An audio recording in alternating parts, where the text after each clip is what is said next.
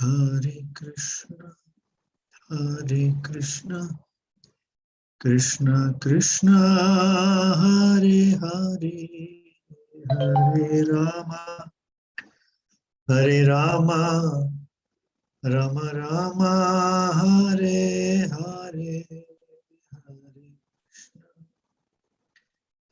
Hare Krishna, Krishna Krishna, Hare Hare, Hare Rama, Hare Rama, Rama Rama, Hare Hare. Hare Krishna. Welcome everyone to this session of the overview of the Srimad Bhagavatam. Today we are looking at the third canto, 17th chapter. Om Namo Bhagavate Vasudevaya. Om Namo Bhagavate Vasudevaya. Om Namo Bhagavate Vasudevaya. Narayanam Namaskritya Naram Chaiva Narottamam Devim Saraswatim Vyasam Tato Jayamadiriyed. Nashtaprayeshu Bhadreshu Nityam Bhagavatasya Veya Bhaktiuttama Shloke Bhaktir Bhakti Nashtiki Mokam Karoti Vachalam Bhagam Langhayate Girim Yat Kripatam Ham Vande Sri.Govardhana Charinam Paramananda Madhavam Sri Chaitanya Iswaram Namo Vishnupadaya Krishna Prasthaya Bhutale Srimate Bhaktivedanta Swamini Dhamane Namaste Saraswate Deve Gauravani Pracharine Nirvisheshaswani Vadibhaschati Vistarine Shri Krishna Chaitanya Prabhu Nityananda Shri Advaita Gadadhara Shiva Sadi Gaur Bhakta Vrinda Hare Krishna, Krishna Krishna, Hare Hare, Hare Ram, Ram Ram, Hare Hare. Madhegabandho Mat Sangin Mat Guru Man Mahadana Man Nistarga Mat Bhagya Madanandanamostute. So we are continuing our discussion of the Srimad Bhagavatam, wherein currently the discussion has moved on to Lord Brahma speaking to the Devatas, because there is a lot of disturbance. There is darkness everywhere and the Devatas are worried what is happening. And then Brahma is explaining to them that why it is so, or rather, why there is darkness and like that. So that explanation is going on. And so in that connection, Brahma speaks about how the doorkeepers of Vaikuntha are now taken shelter in the womb of Diti. So 17th chapter is beginning from there.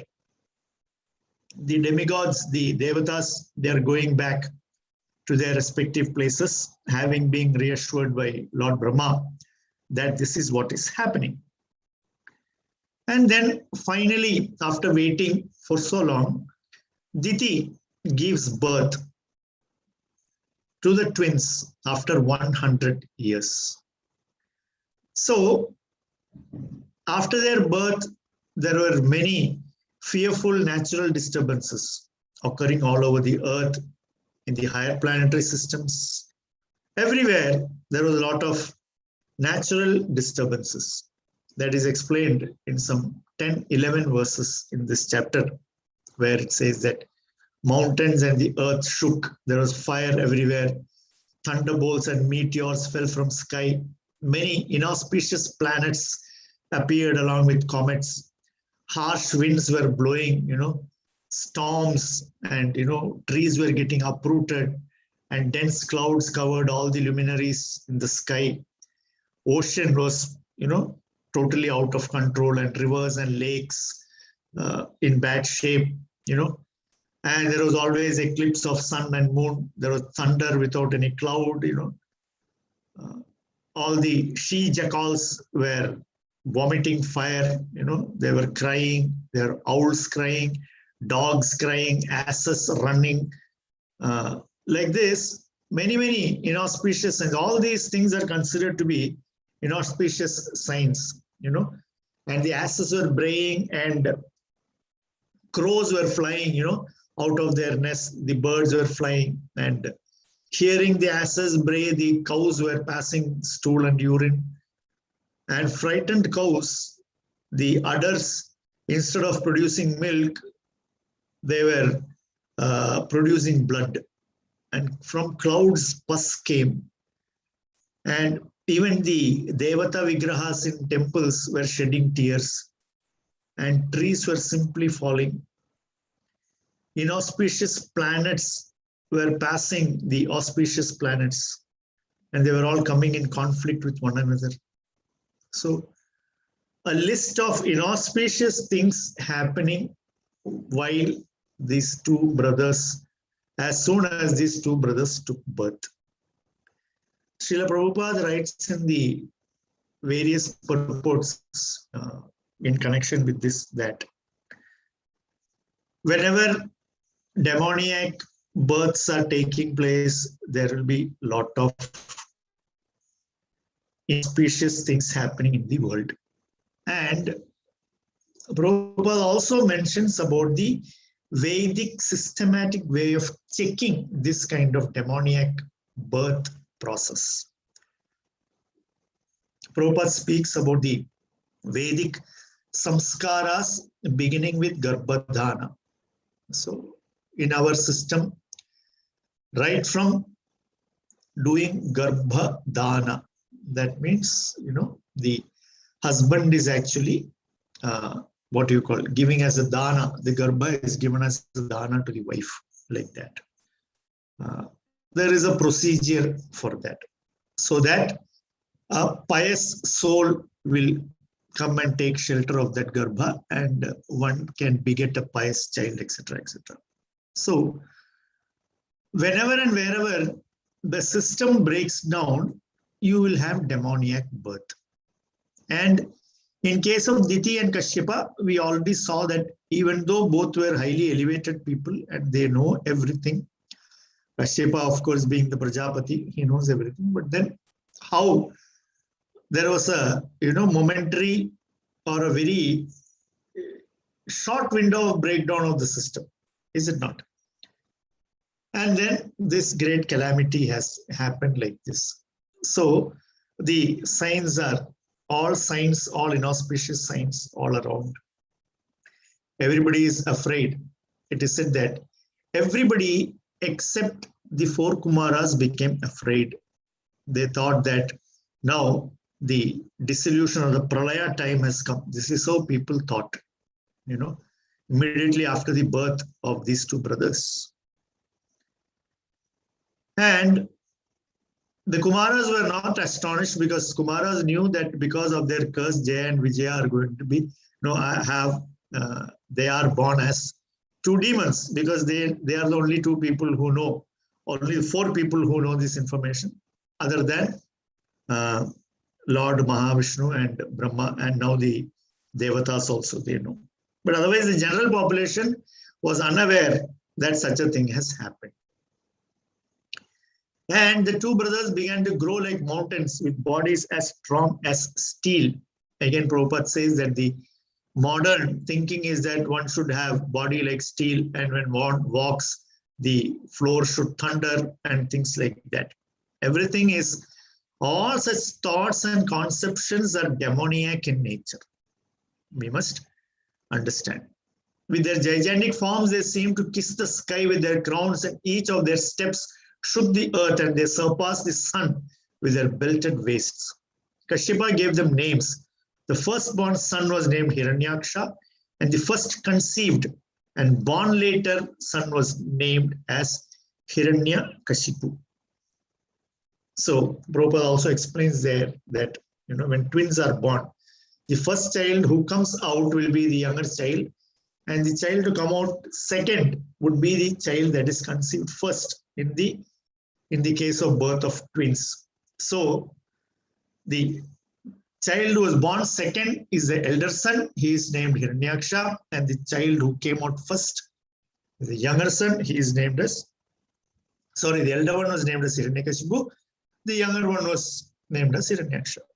And in this chapter, in a very concise manner, it is mentioned that Hiranyakashipu received a benediction from Brahma and started to control all the three worlds. Hiranyaksha traveled all over the universe with a fighting spirit just to satisfy his elder brother Hiranyakashipu. So Hiranyakashipu is the ruler, Hiranyaksha is the plunderer, traveling all over the world. like the spoiled younger brother and challenging everyone to battle, defeating them, giving them trouble. So very typical demoniac nature Hiranyaksha was exhibiting. And all the Devatas, when they saw Hiranyaksha coming, his gigantic form, and he's holding a big gada, great mace, and looking at his strength and prowess. And they also knew that he also have received boons. So all the Devatas, they got very frightened and they ran away. And when he saw that the Devatas are running away, he was roaring very loudly, So he went to the Swargaloka. Nobody is there. Everybody has run away and in hiding. So this is another thing that we understand in Bhagavad Gita. It says, no, Brahma Bhuvana Loka Punaravartino Arjuna. So this Janma Mrityu Jara Vyadhi is there in all the 14 planetary systems. And this bhaya, this fear also is there in all these 14 planetary systems. So that is being reinforced through all this Puranic history, where we see that how the Devatas also have fear. Because generally our conception is that if we are more powerful, we are less fearful. Is it not? Somehow we think that becoming powerful means becoming fearless, or the power and fear are sort of inversely proportionate to one another. This is how people think. If I am more powerful, I will not be afraid. But the fact is, the more powerful, the more fearful. That is a material situation. The more opulent, the more fearful. The more powerful, the more fearful. Why? Fear of losing the power. Because power is temporary. Aishwarya is temporary. So anything that we increase in the material world, all the material things that we increase in the material world will not help us become fearless. Although we think, and all our endeavors are in that direction, is it not? We all speak of, there is a concept of security. How do you secure your future?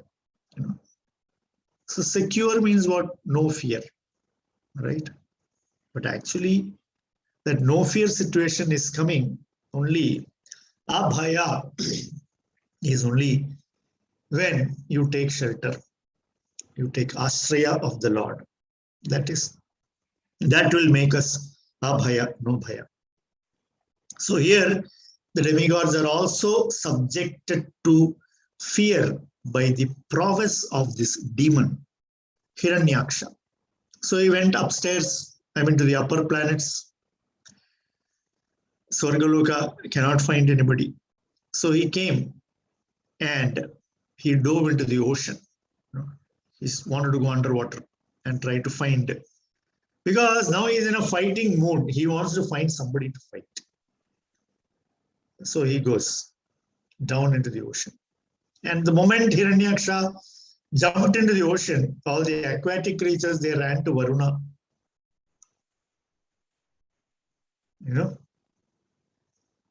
They ran to Varuna. And Varuna is now waiting. So he goes through and through and through and through, comes to the bottom, and finally he reaches Vibhavari, which is the capital city of Varuna. There he goes and immediately falls down to the feet of Varuna and says, "Oh Supreme Lord, give me a fight. You are the guardian of this whole sphere. You are a great warrior. You have conquered Daityas and Danavas. You have performed your sacrifice, etc., etc." Making fun of Varuna. You know. He was making fun of Varuna because somehow he thought that only if we can get Varuna enraged, then Varuna will fight with him. So Varuna very intelligently, it is said here, that using his intelligence, Varuna controlled his anger. You know, very nicely put. Using intelligence to control anger. That's what Varuna did. And he told that I don't fight any longer because I'm too old for war, for yuddha. I'm too old. And he says that only Lord Vishnu can satisfy your desire for a fight. You know, and even great heroes like you glorify the prowess of Vishnu. And he says,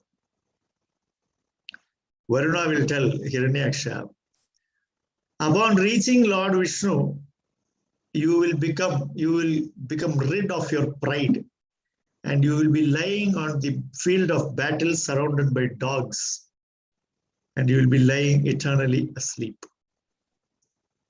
And he says, he assumes incarnations like Varaha to exterminate wicked fellows like you and show grace to the virtuous.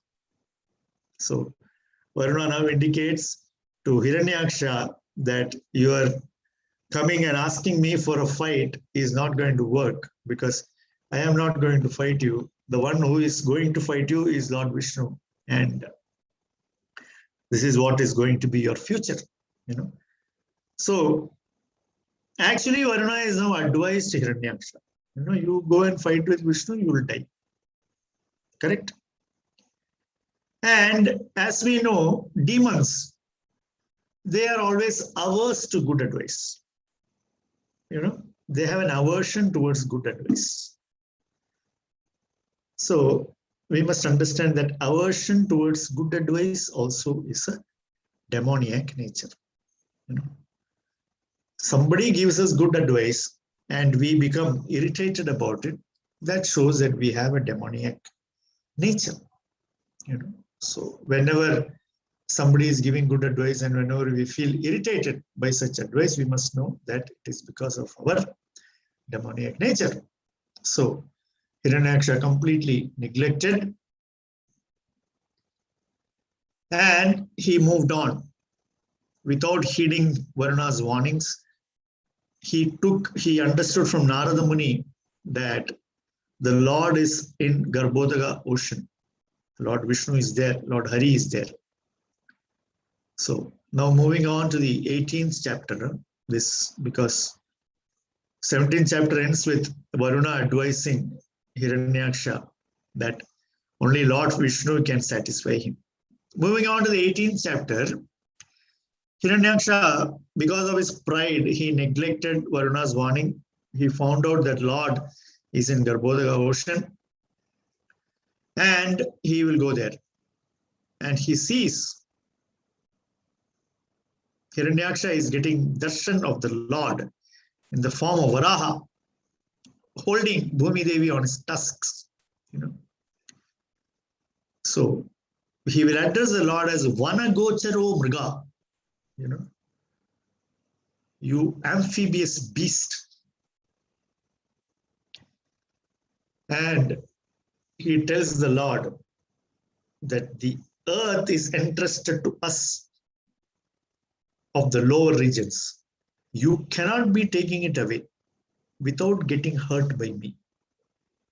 You know, and he calls him that you are the lowest of the Devatas, having taken the form of this boar, this Varaha.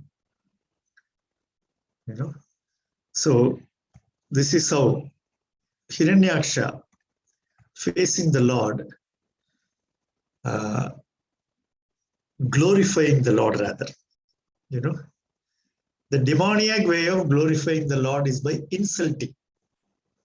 You know, but Sridhar Swami says that even in this insult, it is actually an indirect praise.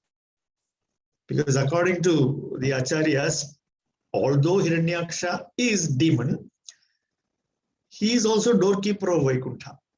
So even in insult, there is praise. Even in insult, there is praise, but it comes out as an insult. And he calls the Lord, he says, you're a rascal. You are nourished by our enemies. You have killed demons by remaining invisible. Calls a lot of fool. He says, today I will enliven all the Daityas by killing you.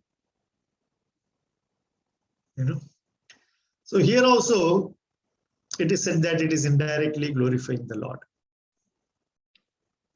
That you are always victorious, but you remain invisible. And you are nourished by our enemies. That means all the Devatas are taking shelter of you. And giving them shelter, you are killing the Asuras, like this. And he says that when you will die, being smashed by my Gada, all these Devatas and all these Maharshis, everyone will die. Why? Because they have no more protection from you. No? So, there also indirect glorification is there. What is meaning is that he will lose his Gada. Lord will take his Gada away. And Lord will give him moksha also. And so he is calling him Managochara, resident of water. It also means Narayana, who is lying on water. He is calling the Lord of Mriga. Mriga means animal. The same time, he is meaning that he is sought after by great Maharshis. He is calling Lord of Fool, Ajna. The indirect glorification is that there is no knowledge that is not known to the Lord. And he is calling him Suradhama, lowest of Devatas, of the Suras. But the indirect glorification is that you are the best of the Suras. So, like this, Hiranyaksha is speaking to the Lord. And then it says that the Lord was very pained by the abusive words of the demon. Because, see, this is one part of this warfare, we find in many places. First, war will begin by heavy verbal insults. You are good for nothing, I will finish you, I will kill you, you don't know my prowess, like this. And they will insult each other. So now Hiranyaksha is done with his insults. But at that time, the Lord, before he can react, now Lord is in the form of Varaha. And Bhumi Devi is sitting on his tusk. So he sees that Bhumi Devi is sort of trembling, having seen this Hiranyaksha. So the Lord very slowly, he comes out of the water. And by giving his Shakti to Bhumi, he makes Bhumi Devi float on the Garbhodaga water.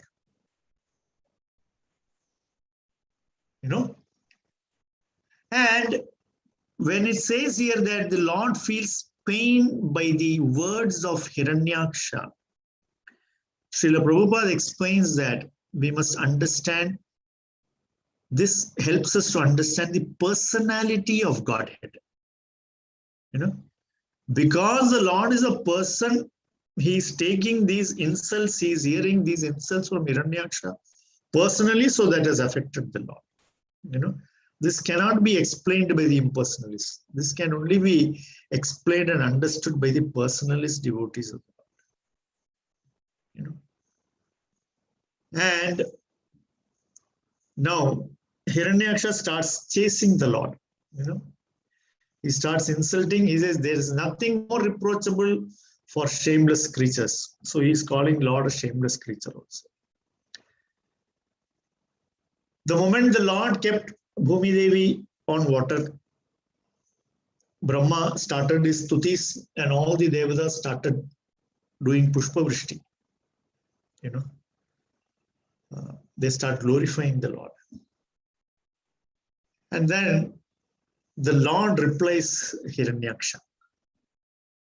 Now the Lord will start his wordplay. Lord will say, yes, we are the creatures of the jungle and we are looking for dogs like you. He says, one who is beyond death has no fear from loose talk of one who is bound by the laws of death. Lord says, I am beyond death. I am not worried by the words of one who is bound by death.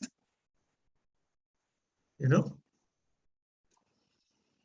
Certainly, we have stolen the charge of the inhabitants of Rasatala. I will stay here because having created enmity with a powerful enemy, I have no place to go. Lord says, now I have created enmity with you. So where will I go? I'll be here. So the other meaning of this is that Lord is the receiver of all the devotional offerings, you know, even by the demons. And now the Lord has to get his ananda from fighting with this demon.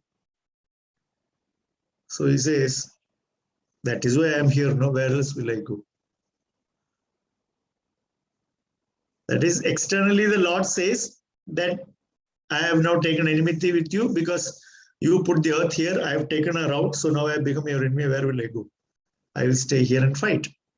The other meaning is that because this is an offering to me, and because this fight is ordained by me, and out of this fight only I am going to get ananda, so where will I go? I'll be here. And he says, Lord says, give up all your foolish talk and wipe the tears of your near ones by slaying us. One does not deserve a seat in an assembly if he fails to fulfill his promise. So he says, you have promised, no, that you will kill me. So now fulfill your promise. So Hiranyaksha becomes very, very angry, you know.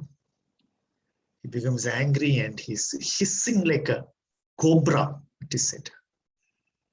You know, he's hissing like a cobra and he will move very swiftly and he will hit the Lord with his gada, you know. And the Lord, just like a yogi avoiding death, the Lord will avoid the mace blow by Hiranyaksha. Very beautifully explained. The Srimad Bhagavatam, this fight between Lord Hiranyaksha and Varahadev. And then the Lord will rush and hitting the demon Hiranyaksha. So like this, the fight is going on and both of them have this very great desire to win this fight and blowing, I mean, hitting on each other. Both are having blood, you know, coming out of their body and they are fighting like two bulls fighting for a cow, it is said, you know. And Brahma and all the rishis, they are all, you know, standing above in the sky and they are all watching this fight. You know, they are seeing that Hiranyaksha's power is simply too much. You know, nobody can fight with him. He's so powerful. We know what is the arrangement. Of course, nobody can fight with him. Why? Because he is meant to only fight and lose to the Lord. So obviously nobody else can defeat him. So the prowess, although you see here, Brahma knows this whole arrangement, but then even then Brahma becomes perplexed by this whole arrangement of the Lord. You know. So Lord will address, Brahma will address Lord Narayana. He will tell him, you know, my dear Lord, this Rakshasa, this Asura, he has already offended all the Devatas, the Brahmanas, the ghosts, you know, and all the sinless living entities. And because I gave him a boon, he is now wandering all over the universe looking for a proper combatant. So that also very nicely Brahma is saying, actually, he is doing all these things because I gave him boon. So he says, Lord, don't play with him too much. You know, we know you are playing with him. So we are requesting, don't play with him because when his time arises, he will become more powerful. That is, when the Sandhya time comes, the demons become more powerful. So Brahma says, please don't wait until then, you know. And the Abhijit Muhurta that started at midday is about to pass. The muhurta called Abhijit is actually when this sun is right at the 90-degree angle, which means 12 noon. That is normally called the Abhijit Muhurta. Abhijit Muhurta means the sun is on top of all the grahas. So at that time, actually, when you don't have any other Muhurta during the day for conducting any auspicious activities, you can actually choose Abhijit Muhurta. That is 12 noon. Then no grahas effect will be there. So this Abhijit Muhurta begins from midday till late afternoon. So Brahma is reminding the Lord, the Abhijit Muhurta is about to end, and this Hiranyaksha has now come on his own, out of his own accord, he has come and asked to be killed by you. So you please kindly kill him as soon as possible and establish peace. And then the 19th chapter is where Lord actually kills Hiranyaksha. We have now moved from the 17th to the 18th to the 19th chapter, where the Lord kills Hiranyaksha. So Brahma has told, or rather requested the Lord, so the Lord will laugh, very happy to receive Brahma's prayers. And he knows that, it is a very, very submissive, loving prayer from Brahma. So the Lord again jumps up. He is hitting or trying to hit Hiranyaksha on his chin with his gada. And Hiranyaksha will counteract very strongly. And with one knock with his gada, he will remove Lord's gada from his hand. And then he's not hitting the Lord. Because the Lord, Bhagavan, now he doesn't have any weapon in his hand. So Hiranyaksha is not hitting. Because Hiranyaksha, although he is big demon, Asura, knows the rule of war. He is having a weapon in his hand, the opponent is unarmed. So he doesn't hit. So the Lord becomes even more angry because Lord lost his gada. And when the gada is slipping from the hands of Lord Varaha, all the 33 crore Devatas and all the Gandharvas, Charanas, all the Rishis, everybody there, aho. What is going to happen? Oh, Lord has lost his gada, like this, So immediately the Lord invoked Sudarshana, And at that time, all the people, they are, doing Jai Jaikar. They are saying, let there be victory for the Lord, let there be victory for the Lord, like this. So they are continuing the fight. The demon, he becomes very, very upset seeing the Sudarshan Chakra, and he will again jump up into the sky with his gada and he'll tell the Lord, now we are killed, now you are finished. I'm going to finish you off. But Lord, he is jumping from the air. The Lord with his left foot, he will knock off the gada from his hands. And then the Lord will say, take your gada again and try and come and hit me. And again, he will pick up the gada. Again, he will come rushing at the Lord. He wants to kill the Lord, Lord simply, he will pick that gada from his hand like that. It is that just how easily Garuda will pick up Naga for his breakfast, lunch, and dinner. With that ease, the Lord picked up the gada from Hiranyaksha's hand. So Hiranyaksha is now feeling very, very humiliated, and then the Lord is giving back the gada. So he doesn't want to accept it. So immediately he will also invoke one Trishula and he will throw it at the Lord. And the Lord immediately will cut that Trishul with his chakra, just like Indra cutting off the wing of Garuda, it is said here. That's another parallel or a different story how Garuda's wings were cut off by Indra. So now The Lord is cutting off the trident of the Trishul of Hiranyaksha with the Sudarshana Chakra. So again, Hiranyaksha becomes very, very angry, and he'll hit the Lord, with his fist. He will hit the Lord on his chest, and then he'll disappear. But when he hit the Lord did not feel anything at all. It is said that just like if you try to hit an elephant with a malia, with a flower garland, what will happen to the elephant? Nothing will happen. Similarly, punching, Hiranyaksha's punch with his fist on the Lord's chest, absolutely no effect. Or equivalent to hitting an elephant with a flower garland. That was the effect.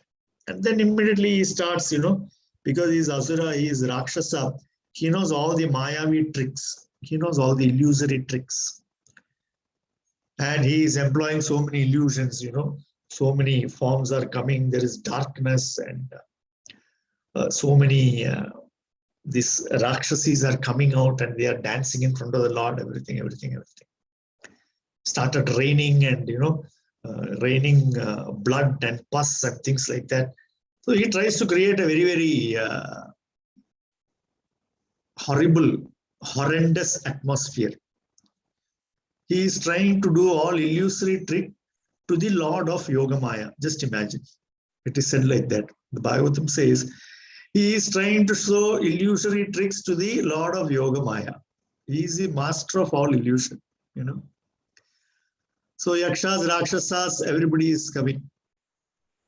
And then, because the Lord's Sudarshana Chakra is there, so no illusion can have any effect. And at that time, the Lord is now invoked the Sudarshan Chakra. And at that moment, Diti's heart, she feels as if a thunderbolt is striking her heart. And she starts to produce blood from her breasts. That means the time for Hiranyaksha's death has arrived. So all his Mayavi tricks have disappeared, and Hiranyaksha is now trying to, hold the Lord and squeeze him with his big hands. And he is trying to squeeze, and he is saying that the Lord is outside of his grasp. You see? So it is not very easy to hold the Lord, Only Yashoda had that ability. Nobody else in the entire creation was, successful in holding the Lord except her. So Hiranyaksha tries and fails. So again, he tries to hit the Lord with his fists. But the Lord just gave him one slap, at the root of his ear. That is why they say, if you slap here, it is very, very dangerous. So they say, if you slap here, you lose your hearing and other things. Lord gave Hiranyaksha only one slap. After all this big fight, one slap, although it was struck very indifferently, Hiranyaksha's body began to wheel, his eyeballs bulged out, arms and legs broken, hair scattered, and he fell down dead like an uprooted tree. So now we know the entire fight was only for the Lord's pleasure. At the end, all it took was one slap by the Lord to Hiranyaksha to finish him off. So because the Devatas headed by Brahma, they were all very, very concerned that this war, this fight is going on for too long and the demon may become powerful, etc., etc. So the Lord putting everybody at ease, he will kill Hiranyaksha with one blow. Seeing the dead body of Hiranyaksha, whose glow was yet unfaded, Brahma and others admiringly said, "Oh, who could meet such a blessed death?" He was struck by the forefoot of the Lord, on whom yogis meditate upon. While seeing the face of the Lord, he cast off his body. So previously, the Lord struck him with his foot also. So everybody wants to be touched by the foot of the Lord. So they're saying even the greatest of yogis don't have this benediction, but this demon, Hiranyaksha, he has gotten it. These two assistants of the Lord, having been cursed, became demons and will get back to their positions after a few births. Then all the Devatas, they are addressing the Lord, they are glorifying the Lord. All obeisances unto you, you are the enjoyer of all sacrifices. Akhila Yajna Tantave, who have assumed the form of a boar in Shuddha Sattva for maintaining the world. Sthito Grihitamala Sattva Murtaye, that is a word used by the Devatas to glorify the Lord in his form as Varaha. Now that the demon has been slain by you, we are now at ease in devotion to your lotus feet. Maitreya says, then the Lord returned to his abode where there is always an uninterrupted festival, Akhantitotsavam, praised by all the Devatas. I have spoken to you the pastime of Varahadev as I heard it from my Guru. This is what Maitreya says. And then he continues. He says, Suta Goswami now continues. Now Maitreya Vidura. Okay. This is being told by Suta Goswami to the Brahmanas. So Suta Goswami says that Vidura, he was so blissful hearing this, and he was very, very pleased. So then Suta Goswami says, O Brahmanas, anyone who hears, chants, or takes pleasure in the wonderful narration of the killing of the Hiranyaksha demon by the Lord, who appeared as the first boar in order to deliver the world, is at once relieved of the results of sinful activities, even the killing of a Brahmana. This most sacred narrative confers extraordinary merit, wealth, fame, longevity, and all the objects of one's desire. On the field of battle, it promotes the strength of one's vital organs and organs of action. One who listens to it at the last moment of his life is transferred to the supreme abode of the Lord. Oh dear Shaunaka. So, this Varaha Leela is so powerful that if one listens to the narration of Lord Varaha's Leela at the time of leaving the body, one is sure to go back to God. So, that is how wonderfully the Lord appeared as Varaha and killed the demon Hiranyaksha, who was none other than his own gatekeeper, having been cursed by the four Kumaras, having taken birth as a demon, has now been vanquished, killed by the Lord himself. So this is how the 3 chapters, 17, 18, 19, concerning the Varaha Avatar Leela is concluded in the Srimad Bhagavatam. Srimad Bhagavatam Granth Raj ki jai, Srila Prabhupada ki jai.